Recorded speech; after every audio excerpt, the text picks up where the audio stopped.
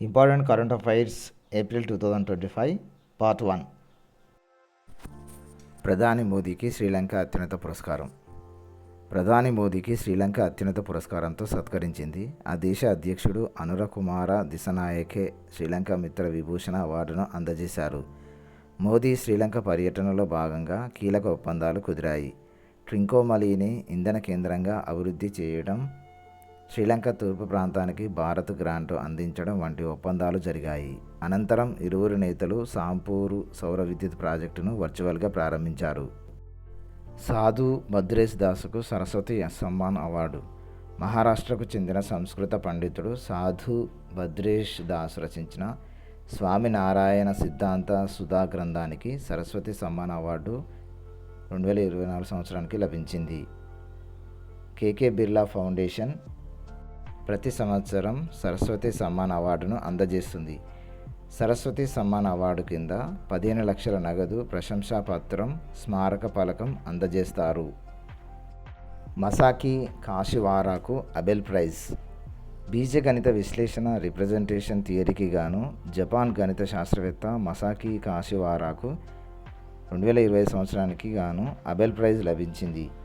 D మాడ్యూల్ను అభివృద్ధి చేయడంలో, క్రిస్టల్ బేస్లను కనుగొనడంలో ఆయన చేసిన కృషికి Norwegian academy of science and letters గుర్తించింది.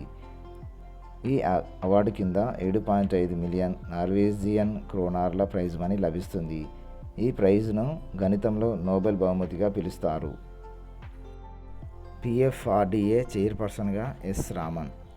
Pension fund regulatory and development authority PFRDA చైర్మన్గా deputy controller and auditor general Sivasubramanian Raman నియమితులయ్యారు. ఈ మేరకు క్యాబినెట్ నియామకాల కమిటీ ఆమోదించింది. ఈయన 5 ఏళ్ల పాటు లేదా 65 సంవత్సరాలు వచ్చే వరకు ఈ పదవిలో కొనసాగనున్నారు. S Raman Indian audit and account service 1991 batch అధికారి. 2021 నుంచి 2024 వరకు సిడ్బీ చైర్మన్ మరియు మేనేజింగ్ డైరెక్టర్గా పనిచేశారు. కామన్వెల్త్ జనరల్ సెక్రటరీగా తొలి ఆఫ్రికన్ మహిళ. కామన్వెల్త్ దేశాల 7వ సెక్రటరీ జనరల్గా షిర్లీ బోచ్చే బాధ్యతలు చేపట్టారు. ఈ పదవిని చేపట్టిన తొలి ఆఫ్రికన్ మహిళగా షిర్లీ బోచ్చే నిలిచారు. ప్యాట్రిసియా స్కాట్లాండ్ స్థానంలో ఆమె నియమితులయ్యారు. 4 సంవత్సరాల పాటు ఈమె ఈ పదవిలో కొనసాగనున్నారు. ఆర్బీఐ డిప్యూటీ గవర్నర్గా పూనం గుప్తా. ఆర్బీఐ డిప్యూటీ గవర్నర్గా ప్రముఖ ఎకానమిస్ట్ పూనం గుప్తాను కేంద్రం నియమించింది. వరల్డ్ బ్యాంక్, అంతర్జాతీయ ద్రవ్యనిధిలో 20 సంవత్సరాల పాటు పనిచేశారు. భారత ప్రభుత్వ అడ్వైజర్గా national council of applied economic research NCAER డైరెక్టర్గాను సేవలు అందించారు. బియ్యపు గింజ కంటే చిన్నదైన పేస్మేకర్. ప్రపంచంలోనే అతి చిన్నదైన పేస్మేకర్ను నార్త్ వెస్టర్న్ వర్సిటీ, అమెరికాకు చెందిన నార్త్ వెస్టర్న్ వర్సిటీ సైంటిస్టులు రూపొందించారు. ఇది 1.8 మిల్లీమీటర్ల వెడల్పు, 3.5 మిల్లీమీటర్ల పొడవుతో ఒక బియ్యపు గింజ కంటే కూడా చిన్నగా ఉంటుంది. ఇది అన్ని సైజుల గుండెలకు పనిచేస్తుంది. అయితే గుండె జబ్బులతో జన్మించిన పిల్లలకు బాగా సూట్ అవుతుందని శాస్త్రవేత్తలు చెబుతున్నారు. జీవ వైవిధ్య వారసత్వ ప్రదేశంగా కసంపట్టి అరణ్యం. తమిళనాడులోని దిండిగల్ జిల్లాలో ఉన్న కసంపట్టి అరణ్యాన్ని ఆ రాష్ట్రంలో 2వ జీవ వైవిధ్య వారసత్వ ప్రదేశంగా ప్రకటించారు. మొదటి ప్రదేశం అరిట్టపట్టి. 2022 జీవ వైవిధ్య చట్టం ప్రకారం దీనిని ప్రకటించారు. ఇది పర్యావరణ సమతుల్యతను కాపాడుతూ వన్యప్రాణులకు రక్షణకు తోడ్పడుతుంది. ఇక్కడ వీర కోవిల్ ఆలయం ఉండటంతో సాంస్కృతిక ప్రాముఖ్యతను కలిగి ఉంది. గియా అంతరిక్ష అబ్జర్వేటరీ రిటైర్. యూరోపియన్ స్పేస్ ఏజెన్సీకి చెందిన గియా అంతరిక్ష అబ్జర్వేటరీని అధికారికంగా విరమించుకుంది. గియా అనేది అంతరిక్ష మిషన్ ద్వారా పాలపుంతను అత్యంత ఖచ్చితత్వంతో 3D మ్యాపింగ్ చేస్తుంది. ఇది 2 బిలియన్లకు పైగా నక్షత్రాల స్థానాలు, దూరాలు, కదలికలు, భౌతిక లక్షణాలను పరిశీలించింది. 2013 డిసెంబర్లో దీనిని ప్రయోగించగా 2014 జూలై 24 నుంచి కార్యకలాపాలు ప్రారంభించింది. లెపోడిజిరాన్ మందుతో గుండెపోటు స్ట్రోక్ దూరం. గుండెపోటు స్ట్రోక్ ప్రమాదాన్ని నివారించగల లెపోడిజిరాన్ మెడిసిన్ను శాస్త్రవేత్తలు కనుగొన్నారు. దీనిని అమెరికాకు చెందిన ఎలీ లిల్లీ అనే ఫార్మా సంస్థ అభివృద్ధి చేసింది. ఏడాదికి ఒకసారి వేసుకుంటే గుండె జబ్బులు, స్ట్రోక్ వచ్చే ప్రమాదం 94% తగ్గుతుందని పరిశోధకులు చెబుతున్నారు. త్వరలోనే ఇది అందుబాటులోకి రానుంది. సిల్వాగార్డ్ డ్రోన్ అభివృద్ధి. బెర్లిన్కు చెందిన డయాడ్ నెట్వర్క్స్ అనే క్లైమేట్ టెక్ కంపెనీ సిల్వాగార్డ్ అనే ఏఐ ఆర్టిఫిషియల్ ఇంటెలిజెన్స్ ఆధారిత డ్రోన్ వ్యవస్థను ఆవిష్కరించింది. ఇది అటవీలో మంటలను ముందుగా గుర్తించి ఆర్పివేయడానికి సహాయపడనుంది. ఈ డ్రోను అటవీలో మంటలను ఆర్పడంలో కీలక పాత్ర పోషించనుంది. సముద్ర గర్భంలో చైనా డేటా సెంటర్. ప్రపంచంలో తొలిసారిగా సముద్రం లోపల ఆర్టిఫిషియల్ ఇంటెలిజెన్స్ డేటా సెంటర్ను చైనా ఏర్పాటు చేసింది. హాంకాంగ్కు ఆగ్నేయ దిశలోని లింగ్ షుయి తీరంలో దీన్ని ప్రారంభించింది. ఇక్కడ 400 హై పర్ఫార్మెన్స్ సర్వర్లను కూల్ చేసే సౌకర్యాలు ఉంటాయి. ఒక సెకన్లో పారిశ్రామిక రంగం నుంచి మెరైన్ రీసెర్చ్ వరకు 7000 ఆర్టిఫిషియల్ ఇంటెలిజెన్స్ ప్రశ్నలను ప్రాసెస్ చేస్తుంది. Space Fram two mission. Space Fram two మిషన్ను మార్చి 31, 2025న ప్రారంభించింది. స్పేస్ ఫ్రేమ్2 మిషన్ భూమి దక్షిణ ధృవాన్ని చుట్టే తొలి మానవ యాత్ర. ఈ మిషన్ను ఫ్లోరిడాలోని నాసా కెనడీ స్పేస్ సెంటర్ నుంచి ఫాల్కన్ 9 రాకెట్ ద్వారా ప్రారంభించారు. ఇది పౌర సభ్యులతో కూడిన మిషన్. 430 కిలోమీటర్ల ఎత్తులో 90 డిగ్రీల పోలార్ ఆర్బిట్లో చక్కర్లు కొడుతుంది. ఐరోపా తొలి ప్రైవేట్ రాకెట్ ప్రయోగం సక్సెస్. నార్వేకు చెందిన ఇసార్ ఏరోస్పేస్ కంపెనీ మార్చి 30, 2025న స్పెక్ట్రమ్ రాకెట్ పరీక్షను విజయవంతంగా నిర్వహించింది. 30 సెకన్ల తర్వాత రాకెట్ను సముద్రంలో కూల్చివేసింది. 28 మీటర్ల పొడవు కలిగిన ఈ రాకెట్ చిన్న, మధ్యతరహా ఉపగ్రహాలను తీసుకెళ్లే సామర్థ్యం ఉంటుంది. ఇసార్ ఏరోస్పేస్ అనేది జర్మనీ ఆధారిత private space technology company. Rabies పాముకాటు మందుల కోసం డిజిటల్ నిఘా. జాతీయ స్థాయిలో ఆరోగ్య నిఘా కోసం భారత ప్రభుత్వం జూవిన్ అనే డిజిటల్ ప్లాట్ఫామ్ను ప్రారంభించింది. జూవిన్ ద్వారా దేశవ్యాప్తంగా యాంటీ రేబీస్ వ్యాక్సిన్లు, యాంటీవీనం స్టాక్స్ను రియల్ టైంలో ట్రాక్ చేయనున్నారు. రేబీస్, యాంటీస్నేక్ వీనం లభ్యతపై సరైన అవగాహన లేకపోవడం వల్ల దేశవ్యాప్తంగా మరణాలు పెరుగుతున్నాయి. దీనిని తగ్గించేందుకు ఈ డిజిటల్ ప్లాట్ఫామ్ను తీసుకొచ్చారు. ఇస్రో ఉపగ్రహాలకు ఆధునిక ప్రొపల్షన్ సిస్టమ్ పరీక్ష. ఇస్రో భవిష్యత్తు ఉపగ్రహాల కోసం కొత్త తరం ప్రొపల్షన్ సిస్టమ్లను అభివృద్ధి చేస్తుంది. ఇప్పటి వరకు ఉపయోగిస్తున్న కెమికల్ ప్రొపల్షన్ వ్యవస్థలకు బదులుగా ఎలక్ట్రికల్ ప్రొపల్షన్ వ్యవస్థలను పరీక్షించింది. 300 మిల్లీ న్యూటన్ల సామర్థ్యం గల స్టేషనరీ ప్లాస్మా థ్రస్టర్ను 1000 గంటల పాటు పరీక్షించారు. ఈ టెక్నాలజీని కొత్త ఉపగ్రహాల్లో వినియోగించనున్నారు. ఉపగ్రహాన్ని కక్షలో ప్రవేశపెట్టడానికి, స్థిరంగా ఉంచడానికి దిశ మార్పులకు ప్రొపల్షన్ వ్యవస్థ కీలకం. జూన్లో నిసార్ ప్రయోగం. ఇస్రో, నాసా సంయుక్తంగా జూన్ మొదటి వారంలో నిసార్ శాటిలైట్ను ప్రయోగించనున్నాయి. నిసార్ అనగా NASA ISRO synthetic aperture radar. SHAR నుంచి జిఎస్ఎల్వి F-16 ద్వారా 2800 kgల ఉపగ్రహాన్ని నింగిలోకి పంపనున్నారు. ఇది పూర్తిగా రిమోట్ సెన్సింగ్ శాటిలైట్. 12 రోజుల్లో భూగోళాన్ని మ్యాప్ చేయగలదు. పర్యావరణం, మంచు ద్రవ్యరాశి, సముద్రమట్టం పెరుగుదల, భూకంపాలు, సునామీలపై డేటాను అందిస్తుంది. లోయర్ ఎర్త్ ఆర్బిటాల్లో దీన్ని ప్రవేశపెట్టనున్నారు. ప్రపంచంలోనే అత్యంత సంపన్న మహిళగా అలైస్ వాల్టన్. ఫోర్బ్స్ మ్యాగజైన్ విడుదల చేసిన అత్యంత సంపన్న మహిళల జాబితాలో వాల్మార్ట్ వారసురాలు అలైస్ వాల్టన్ $102 బిలియన్ అగ్రస్థానాన్ని దక్కించుకున్నారు.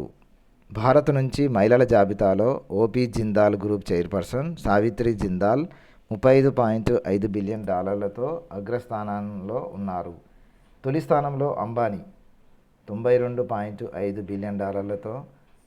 రెండో స్థానంలో అదానీ $56.3 బిలియన్. మూడో ప్లేస్లో సావిత్రి ఉన్నారు. భారత వృద్ధి రేటు 6.5% మూడీస్ సంస్థ వెల్లడించింది.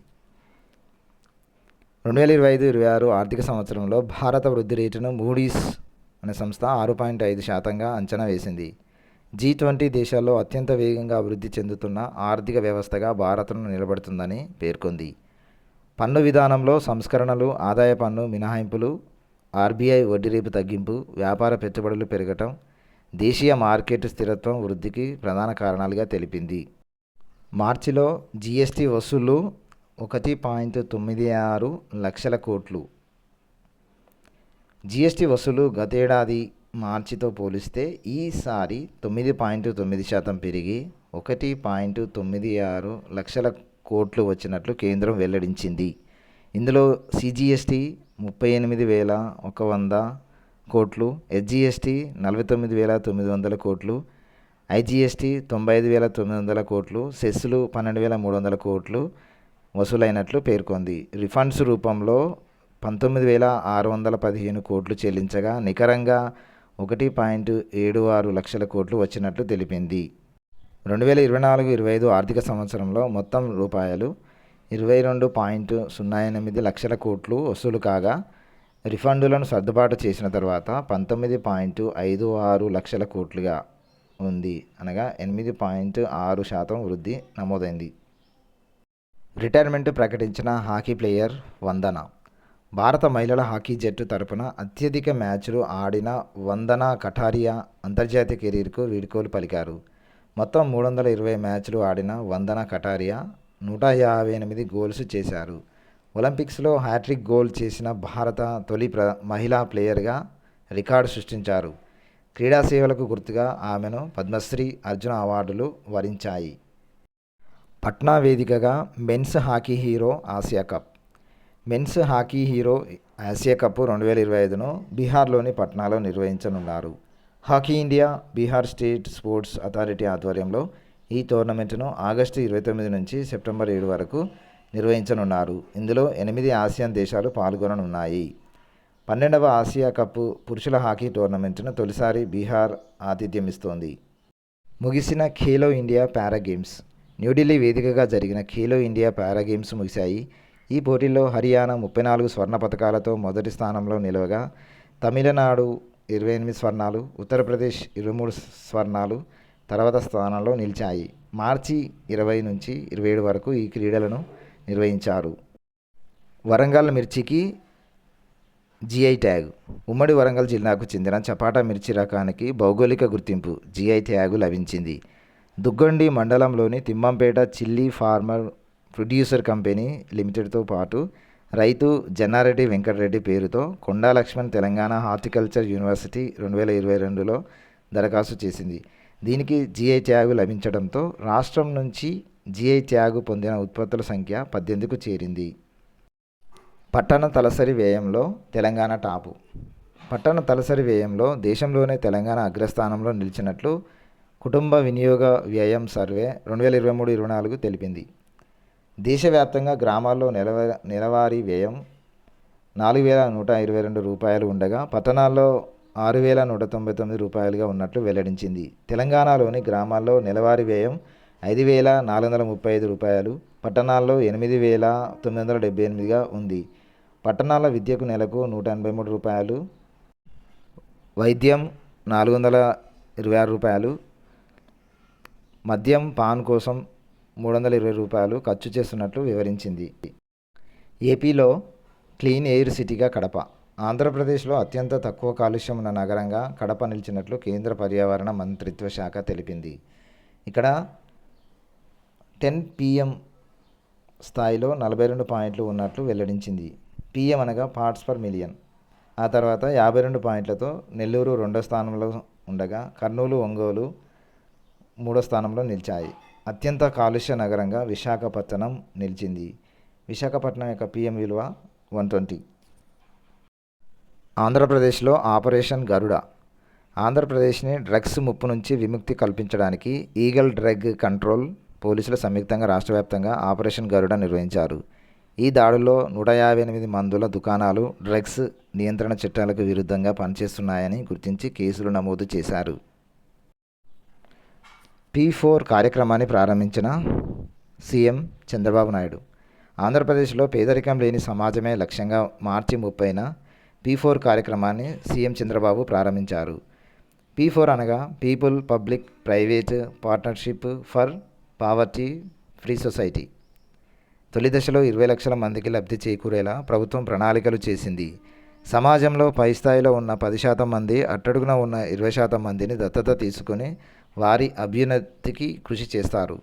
సాయం చేసే వారిని మార్గదర్శకులుగా, సాయం పొందేవారిని బంగారు కుటుంబంగా పేర్కొంటారు. మంగళగిరికి చెందిన నరసింహ కుటుంబంగా తొలి బంగారు కుటుంబంగా ఎంపికైంది. ఎయిర్క్రాఫ్ట్ ఆబ్జెక్ట్ బిల్ 2025కు ఆమోదం. భారత్లో విమాన లీజింగ్ పరిశ్రమను ప్రోత్సహించడంలో సహాయపడే ఎయిర్క్రాఫ్ట్స్ ఆబ్జెక్ట్ బిల్లు 2025కు పార్లమెంటు ఆమోదం తెలిపింది. ఈ బిల్లు ద్వారా విమానాలను సులభంగా లీజుకు తీసుకోవచ్చు. దీంతో లీజింగ్ ఖర్చు తగ్గడంతో పాటు విమాన ఛార్జీలు తగ్గనున్నాయి. దీని అమలుతో భారత విమానయాన రంగంలో పెట్టుబడులు పెరగనున్నాయి. వక్ఫ్ బిల్లుకు పార్లమెంటు ఆమోదం. వక్ఫ్ సవరణ బిల్లు 2025కు పార్లమెంటు ఆమోదం తెలిపింది. వక్ఫ్ బిల్లును కేంద్ర మైనారిటీ వ్యవహారాల మంత్రి కిరణ్ రిజిజు ప్రవేశపెట్టగా రాజ్యసభలో అనుకూలంగా 128 ఓట్లు, వ్యతిరేకంగా 95 ఓట్లు పడ్డాయి. ప్రతిపక్షాలు ప్రతిపాదించిన సవరణలు వీగిపోయాయి. లోక్సభలో అనుకూలంగా 288 ఓట్లు, వ్యతిరేకంగా 232 ఓట్లు పడ్డాయి. వక్ఫ్ బిల్లు పేరును unified Waqf management, empowerment, efficiency and development బిల్లుగా ప్రభుత్వం పేర్కొంది. వక్ఫ్ బిల్లును కేంద్రం రాష్ట్రపతి ఆమోదానికి పంపనుంది. కుంభకోణం తమలపాకు, తోవలై పూసల మాలకు జీఐ ట్యాగు లభించింది. కన్యాకుమారి తోవలైలో మణిపూసలతో తయారు చేసే మాల, తంజావూరు జిల్లా కుంభకోణం కోలుందు వెట్రిలై అని పిలిచే తమలపాకుకు జీఐ ట్యాగు లభించింది. దీంతో తమిళనాడు నుంచి జీఐ ట్యాగు పొందిన ఉత్పత్తుల సంఖ్య 62కు చేరింది. సౌదాగిరి బ్లాక్ ప్రింట్కు జీఐ ట్యాగు లభించింది.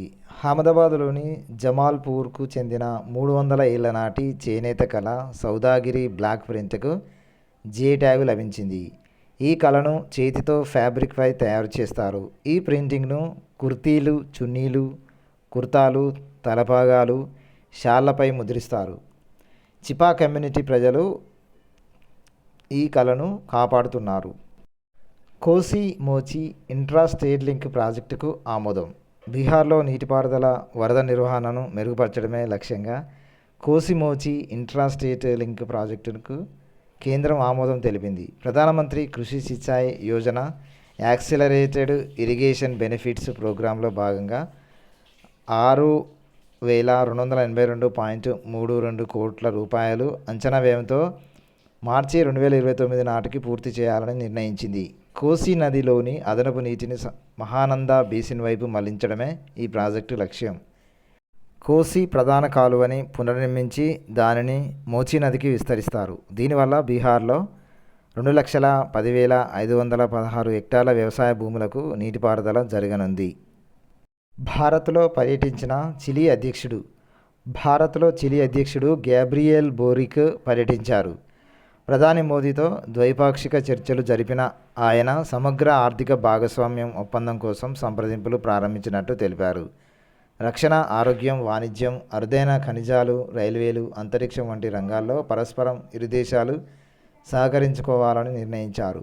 అంటార్కిటికాలో పరిశోధనలకు సహకారం, సాంస్కృతిక మార్పిడి, కోడెల్కో, హిందుస్థాన్ కాపర్ లిమిటెడ్ మధ్య సహకారం, విపత్తు నిర్వహణకు ఎన్డీఆర్ఎఫ్, ఎన్డీఎంఏ, సేనా ప్రెడ్ మధ్య ఒప్పందం జరిగింది. షూట్ ఇన్ చిలీ ప్రోగ్రాం ద్వారా భారత సినిమా ఇండస్ట్రీతో కలిసి పనిచేయడానికి చర్యలు తీసుకున్నట్లు తెలిపారు. సేనాప్రెడ్ స్టాండ్స్ ఫర్ సర్వీసియో నేషనల్ డి ప్రివెన్షన్ రెస్పియస్టా anti disasters. That means national service for prevention and response to disasters. Energy statistic India 2025 నివేదిక విడుదల. ఎనర్జీ స్టాటిస్టిక్ ఇండియా 2025 నివేదికను జాతీయ గణాంకాల కార్యాలయం ఎన్ఎస్ఓ విడుదల చేసింది. ప్రాథమిక ఇంధన సరఫరా 7.8% పెరిగి 9,03,158 కిలో టన్స్ ఆఫ్ ఈక్వలెంట్కు చేరుకుంది. బొగ్గు ఉత్పత్తి 79% పెరిగింది. పునరుత్పాదక ఇంధన సామర్థ్యం 21,09,655 మెగావాట్లకు చేరుకుంది. పునరుత్పాదక వనరుల నుంచి విద్యుత్ ఉత్పత్తి 2023-24లో 3,70,320 గిగావాట్లకు పెరిగింది. ప్రతి వ్యక్తి తలసరి శక్తి వినియోగం 18,410 మెగాజౌల్స్గా పేర్కొంది. పునరుత్పాదక శక్తి స్థాపిత సామర్థ్యం 2015లో 81,593 మెగావాట్లు ఉండగా 2024లో 1,98,213 మెగావాట్లకు చేరింది.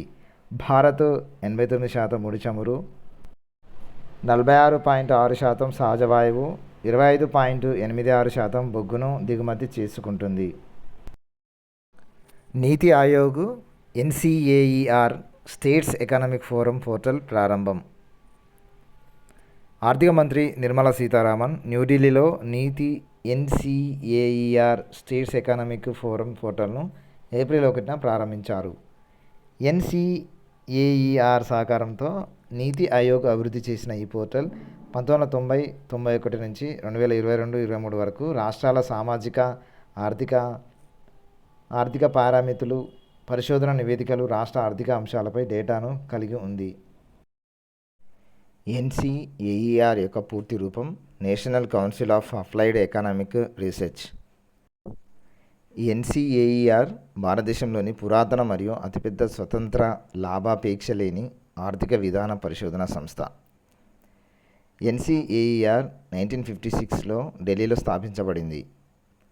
ఎన్సీఏఈఆర్ కేంద్ర మరియు రాష్ట్ర ప్రభుత్వాలు మరియు పరిశ్రమల కోసం స్వతంత్ర గ్రాంట్ నిధులతో కూడిన పరిశోధన మరియు కమిషన్డ్ అధ్యయనాలను చేపడుతుంది.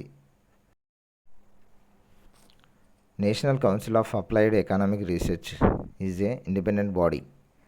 Activities of NCAER includes developing policy reports, macroeconomic monitoring and forecasting, human development, agriculture and rural development, industry and infrastructure, survey and general economics. 2029 సంవత్సరానికి 50,000 కోట్ల రూపాయల రక్షణ ఎగుమతులే లక్ష్యం, రాజ్నాథ్ సింగ్ వెల్లడి. ఫైనాన్షియల్ ఇయర్ 2025లో భారత రక్షణ ఎగుమతులు రికార్డు స్థాయిలో 23,622 కోట్ల రూపాయలకు చేరినట్లు డిఫెన్స్ మినిస్టర్ రాజ్నాథ్ సింగ్ వెల్లడించారు. ఫైనాన్షియల్ ఇయర్ 24తో పోలిస్తే 12.04% వృద్ధి నమోదైనట్లు తెలిపారు. ఫైనాన్షియల్ ఇయర్ 2024 భారత రక్షణ ఎగుమతులు 21,083 కోట్లు. మోదీ నాయకత్వంలో 2029 నాటికి రక్షణ ఎగుమతులను 50,000 కోట్లకు పెంచేందుకు కృషి చేస్తున్నామని రాజ్నాథ్ సింగ్ వెల్లడించారు.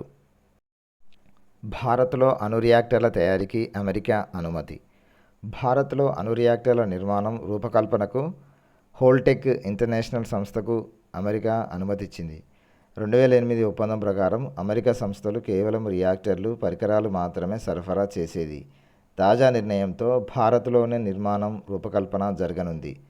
భారత్లో Holtec Asia, Larsen and Toubro limited, Tata consulting engineers లిమిటెడ్తో కలిసి మాడ్యులార్ రియాక్టర్ టెక్నాలజీని పంచుకునేందుకు హోల్టెక్కు అనుమతి లభించింది. ఈ ఒప్పందం 10 ఏళ్ల పాటు చెల్లుబాటు అవుతుంది. L&T founders Henning Holck Larsen and Soren Kristian టోర్బో. బయోసారథి మెంటర్షిప్ ఇనిషియేటివ్ ప్రారంభం. Biotechnology industry research assistance council BIRAC 13వ స్థాపన దినోత్సవం సందర్భంగా బయోసారథి మెంటర్షిప్ ఇనిషియేటివ్ను కేంద్ర మంత్రి జితేంద్ర సింగ్ ప్రారంభించారు. దీని ద్వారా బయోటెక్ స్టార్టప్లకు మద్దతు ఇవ్వడంతో పాటు ఆవిష్కరణలను ప్రోత్సహిస్తారు. ఈ కార్యక్రమాన్ని BIRAC డిపార్ట్మెంట్ ఆఫ్ బయోటెక్నాలజీ ఆధ్వర్యంలో సైన్స్ అండ్ టెక్నాలజీ మంత్రిత్వ శాఖ అమలు చేస్తుంది. BIRAC అనగా biotechnology industry research assistance council. భారత్లో తొలి నానో ఎలక్ట్రానిక్ రోడ్ షో. భారత్లో తొలి నానో ఎలక్ట్రానిక్స్ రోడ్ షోను బెంగళూరులోని IISCలో నిర్వహించారు. Ministry of electronics and information technology, Indian institute of science ఐఐటీలు కలిసి నిర్వహించిన ఈ కార్యక్రమాన్ని కేంద్ర ఐటీ కార్యదర్శి ఎస్ కృష్ణన్ ప్రారంభించారు. ఈ ఈవెంట్లో 6 నానో ఎలక్ట్రానిక్స్ కేంద్రాల నుంచి 100కు పైగా ఐపీలు, 50కు పైగా సాంకేతికతలు, 35 స్టార్టప్లు ఆవిష్కరణలను ప్రదర్శించాయి. సెమీ కండక్టర్ల స్వావలంబన కోసం ఈ రోడ్ షోను ప్రారంభించారు.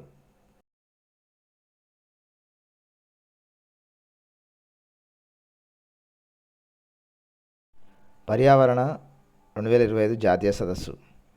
న్యూఢిల్లీ వేదికగా జరిగిన పర్యావరణ 2025 జాతీయ సదస్సును రాష్ట్రపతి ద్రౌపది ముర్ము ప్రారంభించారు. భవిష్యత్తు తరాల కోసం ప్రకృతిని కాపాడుకోవటం నైతిక విధి అని పేర్కొన్నారు. నేషనల్ గ్రీన్ ట్రిబ్యునల్ ఆధ్వర్యంలో జరిగిన ఈ సదస్సులో పర్యావరణ సవాళ్లు, పరిష్కారాలపై చర్చించారు. About national green tribunal. The National Green Tribunal was established under Section 3 of the National Green Tribunal Act 2010. NGT was established on 18th October 2010 under the National Green Tribunal Act 2010. NGT has been established to provide speedy environmental justice and help reduce the burden of litigation in the higher courts. వారసత్వ పునరావాస నిధి ప్రతిపాదన. దొంగిలించబడిన, విదేశాలకు అక్రమంగా తరలించబడిన భారత సాంస్కృతిక కళాఖండాలను తిరిగి పొందడంలో సహాయపడటానికి హెరిటేజ్ రీపాట్రియేషన్ ఫండ్ను ఏర్పాటు చేయాలని పార్లమెంటరీ ప్యానెల్ ప్రతిపాదించింది. దీని ద్వారా భారత్కు చెందిన పురాతన కళాఖండాలను స్వదేశానికి తీసుకురావడంలో ఆర్థిక సాయం చేయనుంది. ఈ నిధిని సాంస్కృతిక మంత్రిత్వ శాఖ ఆధ్వర్యంలో అమలు చేయనున్నారు.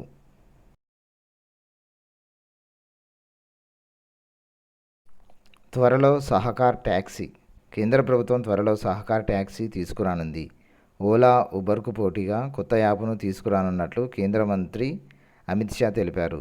2 వీలర్ ఆటోలు, 4 వీలర్లు సహకార్ ట్యాక్సీలో భాగంగా సేవలందించనున్నారు.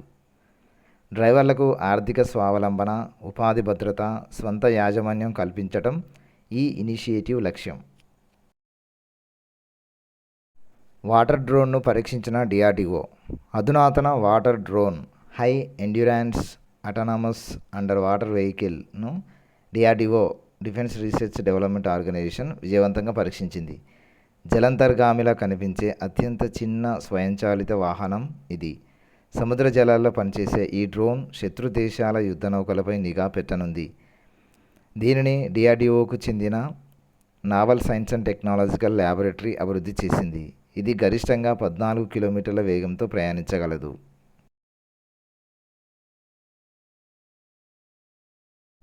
ఆత్మాహుతి డ్రోన్ టెస్టింగ్ విజయవంతం. భారత ఆర్మీ ఫస్ట్ పర్సన్ వ్యూ ఆత్మాహుతి డ్రోన్ను విజయవంతంగా పరీక్షించింది. పంజాబ్లోని పఠాన్కోట్ సెక్టార్లో దీనిని నిర్వహించారు.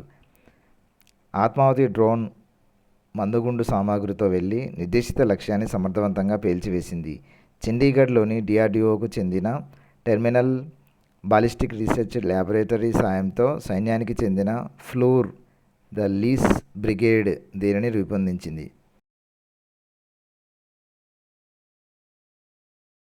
కాశ్మీర్లో వందే భారత్ రైలు పరుగులు. కాశ్మీర్ లోయలో ఏప్రిల్ 19 నుంచి కాట్రా నుంచి కాశ్మీర్కు వందే భారత్ రైలు అందుబాటులో రానుంది. 272 కిలోమీటర్ల మేర ఉదంపూర్, శ్రీనగర్, బారాముల్లా రైల్ లింకులో కాశ్మీర్ నుంచి న్యూఢిల్లీకి అనుసంధానించే ప్రాజెక్టును ప్రధాని మోదీ ప్రారంభించనున్నారు. ఈ రైలు ప్రపంచంలోనే ఎత్తైన రైల్వే వంతెన చీనాబ్ రైలు వంతెన గుండా వెళ్లనుంది. టైగర్ ట్రయంఫ్ 2025 విన్యాసం. భారత, అమెరికా సంయుక్త త్రివిధ దళాల విన్యాసం 4వ విడత టైగర్ ట్రయంఫ్ 2025 పేరుతో విశాఖపట్నంలో నిర్వహిస్తున్నారు. ఈ విన్యాసం ఏప్రిల్ 1న ప్రారంభం కాగా ఏప్రిల్ 13 వరకు నిర్వహించనున్నారు. ఈ విన్యాసం ద్వారా ఇరు దేశాల నేవీ, ఆర్మీ, ఎయిర్ ఫోర్స్ మధ్య విపత్తుల సమయంలో పరస్పర సహకారం, స్నేహ సంబంధాల బలోపేతం, ఇండో పసిఫిక్ ప్రాంతంలో రక్షణ పరంగా భరోసా లభించనుంది. చెన్నై వేదికగా ఇందిరా 2025 విన్యాసం. చెన్నైలో 14వ విడత ఇందిరా 2025 పేరుతో నౌకాదళ విన్యాసం జరిగింది. భారత్, రష్యా పాల్గొన్న ఈ విన్యాసంలో మార్చి 28 నుంచి 30 వరకు హార్బర్ దశ మార్చి 31 నుంచి ఏప్రిల్ 2 వరకు సముద్ర దశ జరిగింది. ఈ విన్యాసం ద్వారా ఇరు దేశాల మధ్య నౌకా పరస్పర అనుసంధానం, సమన్వయం, ప్రాంతీయ సముద్ర భద్రతను పెంపొందించనుంది. కార్బన్ క్రెడిట్ ప్రాజెక్టులపై మాసాయి తెగ ఆందోళన. టాంజానియాలోని మాసాయి తెగ అంతర్జాతీయ కార్బన్ క్రెడిట్ ప్రాజెక్టులకు వ్యతిరేకంగా ఆందోళన వ్యక్తం చేస్తున్నాయి. దీనివల్ల తమ భూమిని కోల్పోయి జీవన విధానం దెబ్బతింటుందని భావిస్తున్నారు.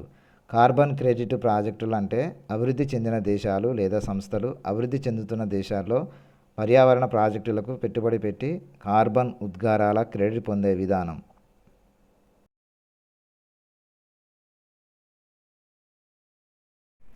బ్యాంకాక్లో బిమ్స్టెక్ సదస్సు. థాయిలాండ్లోని బ్యాంకాక్లో 6వ బిమ్స్టెక్ సమావేశం ఏప్రిల్ 4న నిర్వహించారు. ప్రాస్పరస్, రెసిలియంట్ అండ్ ఓపెన్ అనే థీమ్తో బిమ్స్టెక్ సదస్సు నిర్వహించారు. భారత ప్రధాని నరేంద్ర మోదీ బిమ్స్టెక్ దేశాల మధ్య చెల్లింపు వ్యవస్థలతో యూపీఐ అనుసంధానం కోసం పిలుపునిచ్చారు. దీంతో సభ్య దేశాల మధ్య వ్యాపారం, వాణిజ్యం, పర్యాటకం వృద్ధి చెందుతాయని తెలిపారు. బిమ్స్టెక్ ఛాంబర్ ఆఫ్ కామర్స్ ఏర్పాటు చేయాల్సిన అవసరం ఉందని అన్నారు. ఈ సదస్సులో బ్యాంకాక్ విజన్ 2030కి ఆమోదం లభించింది. అంతకుముందు థాయిలాండ్ ప్రధాని షినవత్రాతో భేటీ అయ్యారు. పర్యాటకం, విద్య, పెట్టుబడులు, సాంస్కృతిక వ్యవహారాలు సహా పలు రంగాల్లో పరస్పరం సహకారాన్ని పెంచుకోవడంపై చర్చించారు. ఈ సందర్భంగా ఎంఎస్ఎంఈలు, చేనేత, హస్తకళ రంగాల్లో సహకారానికి ఒప్పందాలు చేసుకున్నారు. థాయిలాండ్లో పీఎం మోదీ పర్యటనకు గుర్తుగా అక్కడి ప్రభుత్వం రామాయణ థీమ్తో ఐ స్టాంపును విడుదల చేసింది. పాలీ భాషలో బుద్ధిజంపై రాసిన త్రిపీటక కాపీని మోదీకి ప్రధాని పేటోంగుటార్ను బహుకరించారు.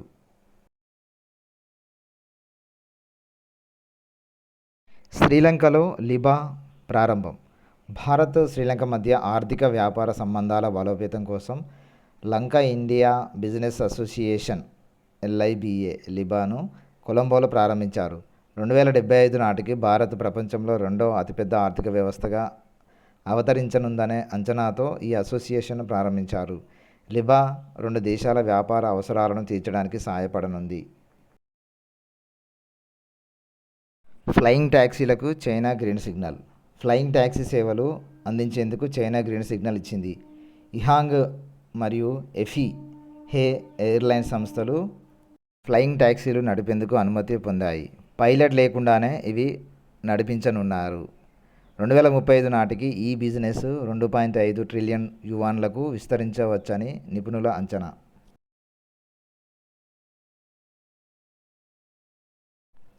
ఇండియాపై 26% టారిఫ్ విధించిన ట్రంప్. ప్రపంచంలోని అనేక దేశాలపై అమెరికా అధ్యక్షుడు డొనాల్డ్ ట్రంప్ పరస్పర టారిఫ్స్ విధించారు. సెయింట్ పిర్రే, లెసోతో దిగుమతులపై 50% టారిఫ్ విధించారు. కంబోడియాపై 50%, వియత్నాంపై 46%, చైనాపై 34%, తైవాన్పై 32%, ఇండోనేషియాపై 32%, స్విట్జర్లాండ్పై 31%, ఇండియాపై 26%, సౌత్ కొరియాపై 25%, EUపై 20%, యూరోపియన్ యూనియన్పై 20%, వెనిజులాపై 15%, బ్రెజిల్, సింగపూర్, ఉక్రెయిన్లపై 10% సుంకం విధించారు. ప్రతిస్పందనగా అమెరికాపై చైనా 34% టారిఫ్ విధించింది.